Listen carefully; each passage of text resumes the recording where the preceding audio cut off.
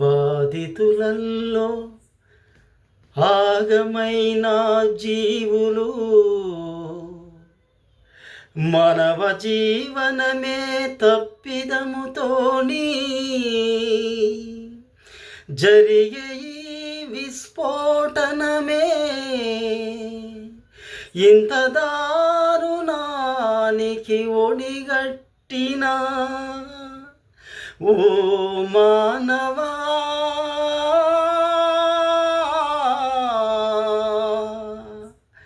ఇంత ఘోర తప్పిదము నీ వల్లనేరా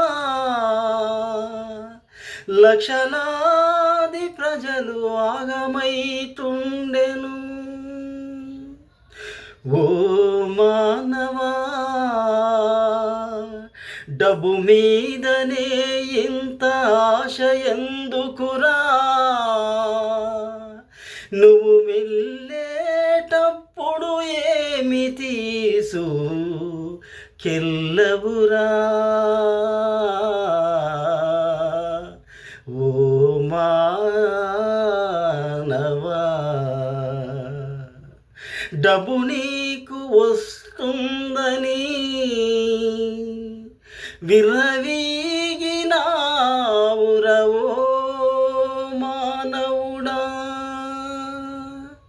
నీకు బుద్ధి రావటానికి భగవంతుడే కన్నెర్ర చేసెరా. కరోనా సమయములో విపత్తునే సృష్టించిన కనపడని ఆ మన దేవుళ్ళేరా. ఓ మానవా, డబ్బే నీకు ముఖ్యమనుకోని అక్రమ కట్టడాలతో నేరా ఈ విపత్తు. బాధ, ఆవేదన నా కళ్ళల్లో నుంచి కన్నీరే. ప్రజలారా, 2 రాష్ట్రాల ప్రజలారా, ఆ తల్లులకు బిడ్డలకు అన్నం దొరకట్లేదు. వాళ్ళకి ఇంత పట్టెడు అన్నం కూడా లేదు. తల్లి అన్నం తింటేనే పాలు వస్తాయి. ఆ పాలు తాగితేనే బిడ్డోడు బతుకుతాడు. ఇంత వినాశనానికి కారణం ఎవరు? వరదలు ఇప్పుడు వచ్చినాయి కాదు, అప్పుడు వచ్చినాయి కాదు, ఎప్పటికీ వరదలు ప్రకృతి సహజ సిద్ధంగా వస్తూనే ఉన్నాయి. దీనికి అంతటికీ కారణం ఎవరు? మానవ తప్పిదమే ఇది. అక్రమ కట్టడాలు కట్టడం వల్ల నాలాలో నుంచి పోవలసినటువంటి ఆ నది జలాలు దానికి విఘాతం కలిగించి ఆ నాలాలనే మూసివేసి ఈ రోజున ఇంతటి విపత్కార పరిస్థితులు నెలకొన్నాయి. 1-2 రాష్ట్రాలనే కాదు, హైదరాబాదే కాదు, అటు రాజధాని అమరావతి కాదు, అందరూ ఆకలికి అలమటించిపోతున్నారు. నా దేశ బిడ్డలు, దేశంలో ఎక్కడ ఫ్లడ్స్ వచ్చినా ఇదే బాధ. ఎవరు చేశారు ఈ తప్పిదం? మనం ఆత్మవిమర్శలు చేసుకోవాలి.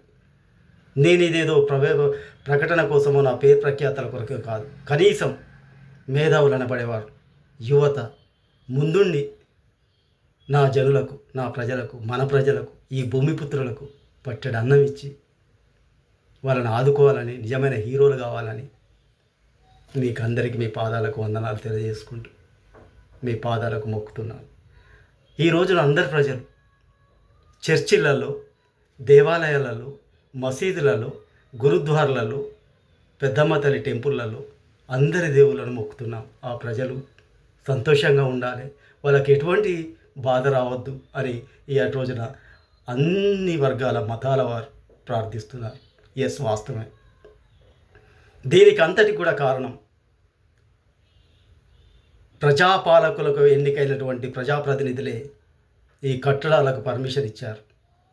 వాళ్ళు చేసిన తప్పిదాలతోని రియల్ ఎస్టేట్ మాఫియా మారి, ఎస్టేట్స్గా, బిల్డర్స్గా మారి, నల్లాల మీద, అనేక అక్రమ కట్టడాల మీద చెరువులను మింగేసినటువంటి దుర్మార్గులు, ఫస్ట్ ద్రోహి ఇంతకాలం పరిపాలించిన పాలకులు, రెండవ ద్రోహి ఆ కట్టడాలకు పర్మిషన్ ఇచ్చినటువంటి ఉద్యోగస్తులు. ఇది వాస్తవం, నిజం. పాలకుడు ఒకటి తప్పు చేస్తే ఉద్యోగస్తుడు లోలుపాయికాయగా ఆ పర్మిషన్లు ఎట్లా ఇస్తారు? ఈ విపత్తును కాపాడేది వాడెవరు? ఫస్ట్ పాలకుడు. వాడు ఏ పార్టీ వాడైనా కూడా సంబంధం లేదు. తప్పిదం జరిగింది. ఉస్మాన్ అలీ ఖాన్ చేసినటువంటి డ్రైనేజ్ సిస్టాన్ని కొలాప్స్ చేసింది. ఇది కొత్త కాదు.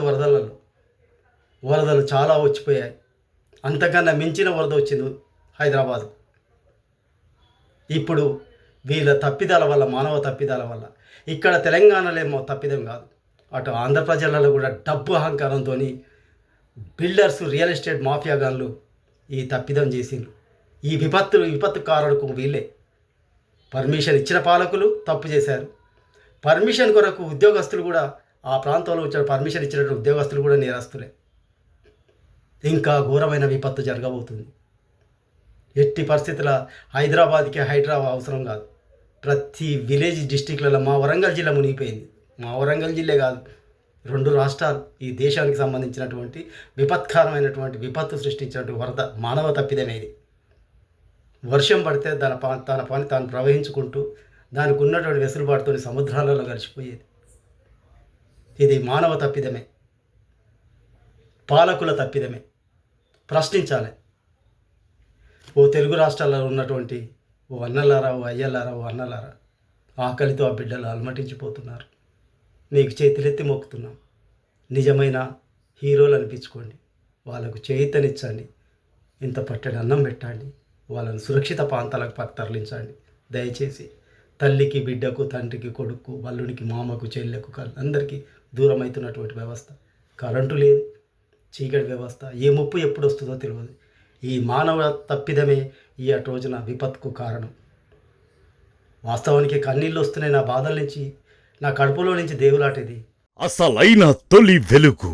ఫాలో వాట్సాప్ @తొలి వెలుగు official.